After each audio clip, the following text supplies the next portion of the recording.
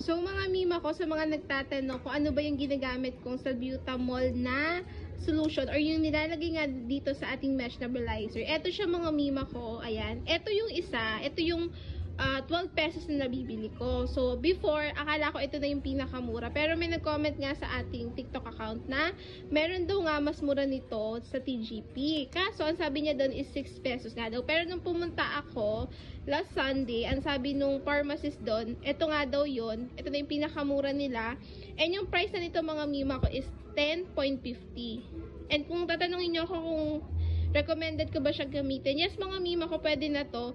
Kasi pare-parehas lang naman yan, mga mima ko. Nagkaiba lang naman yan sa mga tawag ito, brand. So, pare-parehas lang naman yung effective, mga mima ko. And kung gusto nyo mas makamura, ito, si TGP natin. So, screenshot nyo na lang para pag pumunta kayo ng TGP, papakita nyo.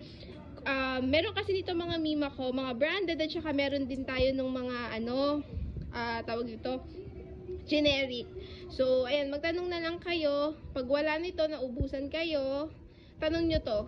Yan. So, screenshot nyo na lang ulit para pag pumunta kayo ng mga pharmacy, alam nyo na, mapapakita nyo yung mga sample. So, ito, si TGP ay 10.50. Ang isang peraso.